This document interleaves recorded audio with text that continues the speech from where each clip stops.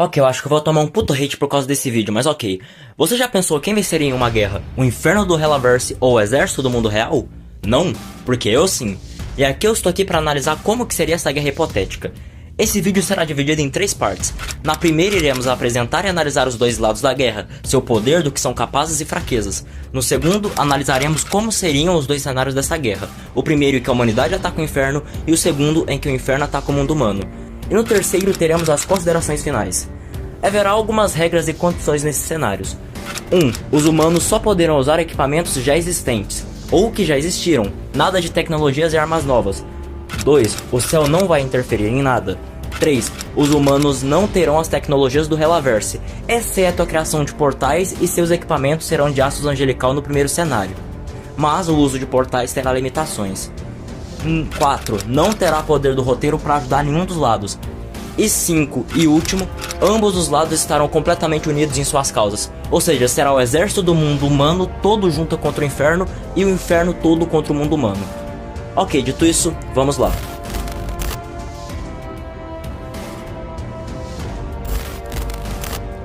Começando pelo inferno, composto por 7 anéis, cada um governado por um pecado capital extremamente poderoso, habitado por vários tipos de demônios, e cada anel aparenta ser especializado em produzir algo ou um tipo de serviço especializado. Mas aqui complica, pois não sabemos muito do universo da série, obrigado Vivas e Pop.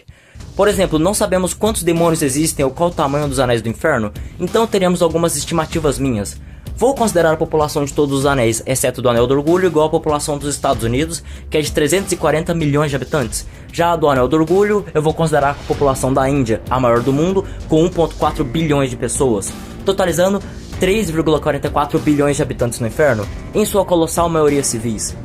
A maioria da população aparenta ser de imps, que são naturalmente agressivos e propensos à violência, principalmente os do Anel da Ira, além de Hellhounds, que possuem sentidos aguçados, súcubos e íncubos que dão tesão nos outros, mas isso não vai ser muito útil, e demônios infestadores, que são capazes de possuir pessoas, além de outros tipos de demônios, como demônios tubarão, pecadores e overlords.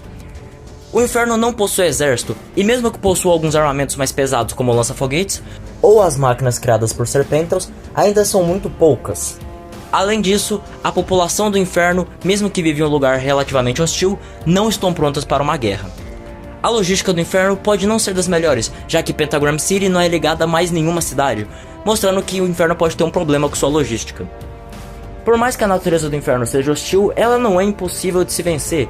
E sim, eu sei que os porcos da fazenda da família da Millie são a prova de balas, mas javalis da vida real também são assim. Mas isso não quer dizer que nenhuma munição pode matar eles. Munições de calibre mais alto podem os matar, então a natureza do inferno não é isso tudo. Há também demônios goetas, que sabemos serem extremamente poderosos. Diferente da demonologia, aqui existem 72 famílias goetas, não 72 demônios. Se considerarmos cada família com 3 membros, temos cerca de 216 goetas, mas também temos demônios como Stella que não aparentam ser muito fortes e relevantes. Se considerarmos 1/3 dos goetas assim, ainda temos 144 demônios poderosos. Sobre a capacidade dos goetas, sabemos que eles são poderosos, como André Alphos, que criou uma hidra de gelo e enfrentou a MP, e já Stolas, que possui telecinese, capacidade de voo, de interferir em aparelhos eletrônicos e outras habilidades. Ok, agora pro momento nerd. A velocidade de reação do Stolas se mostrou ser ao menos próxima da velocidade do som, ou seja, a velocidade Mach 1, que é de 1224 km/h, já que ele desviou dos tiros de Striker, que eram provavelmente de um revólver M1875 Remington Army, que em suas versões antigas da época do Velho Oeste disparava balas abaixo da velocidade do som, mas versões mais recentes e réplicas podem se aproximar ou até atingir a velocidade do som. Então, mesmo que o padrão histórico seja de disparos subsônicos, eu vou considerar disparos na velocidade do som que as versões modernas podem alcançar, ou ao menos próximo disso. Porém, ele desviou quando os tiros estavam bem próximos dele, então a reação dele não vai muito além disso.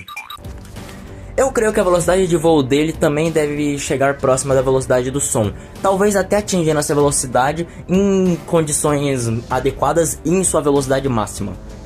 A capacidade que alguns goetas possuem de interferir em aparelhos eletrônicos pode ser bem conveniente para os humanos, já que eles poderiam interferir em armas e equipamentos, mas essa habilidade aparenta precisar ser ativada, já que vimos Stolas cercado de eletrônicos e eles funcionaram normalmente, além de que não sabemos o alcance dessa habilidade.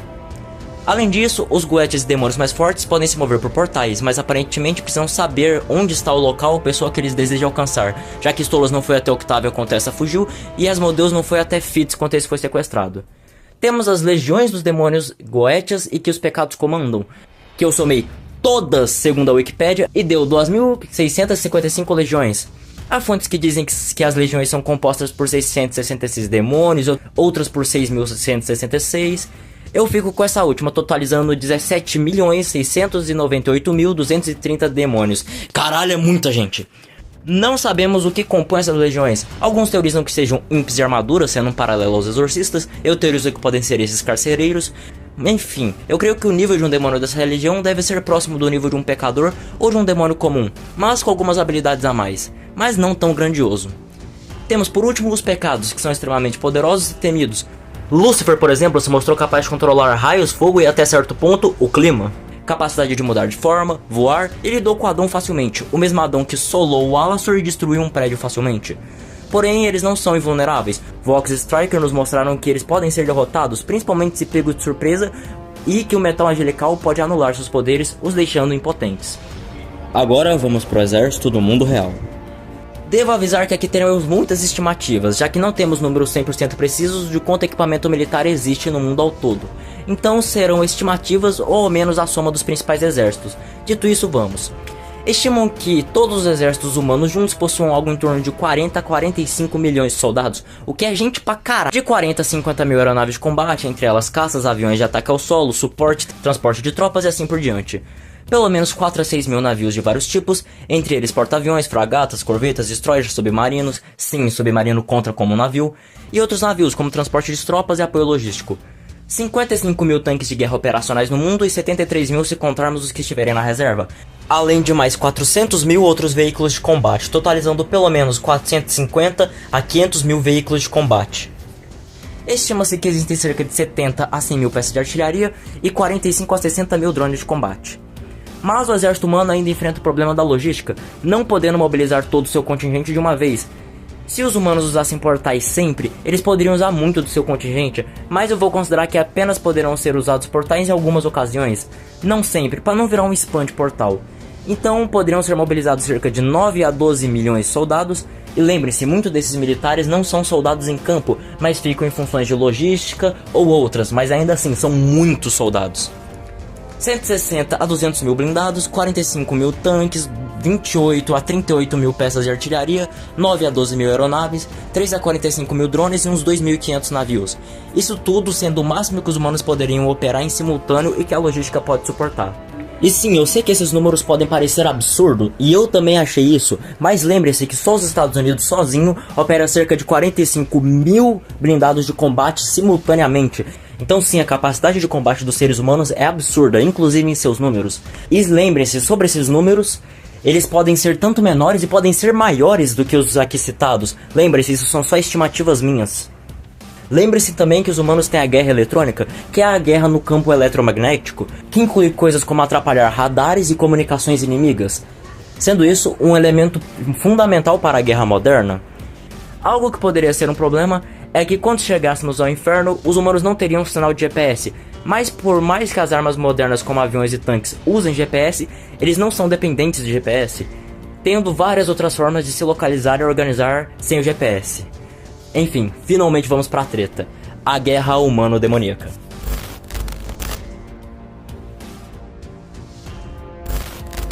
A guerra começa antes do primeiro disparo. Através de portais, os humanos usam de espionagem eletrônica e visual, desde drones até forças de operações especiais para entender o inimigo que vão enfrentar. Eles não vão simplesmente chegar atirando, eles vão buscar entender o inimigo que eles vão enfrentar primeiro.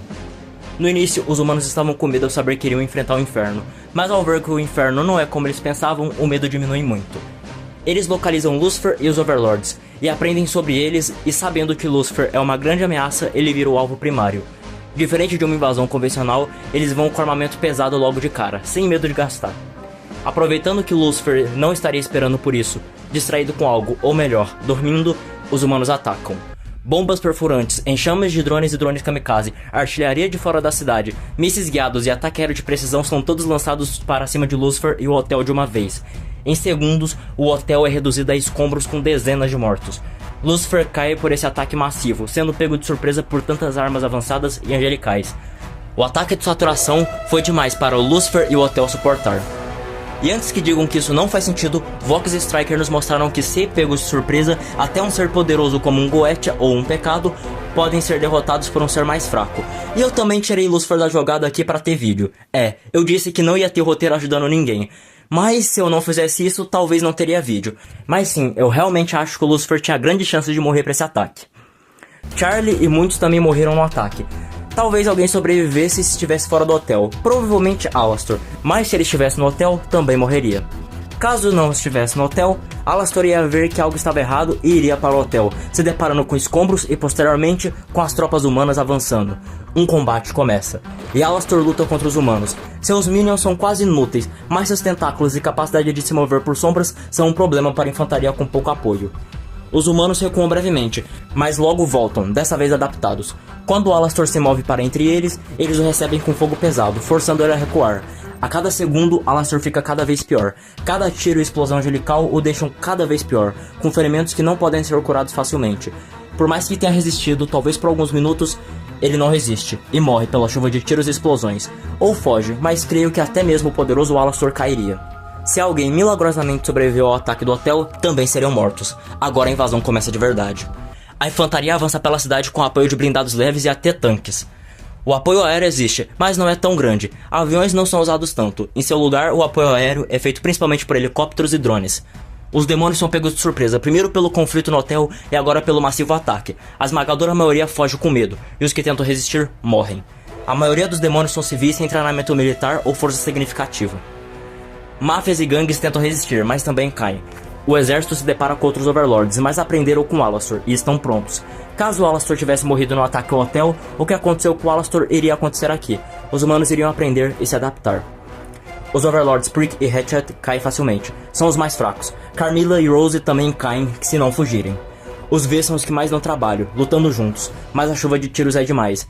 Visão térmica vê através da fumaça de Valentino, Velvet não pode atacar ou se defender de todos ao mesmo tempo, e Vox seria o que mais daria trabalho.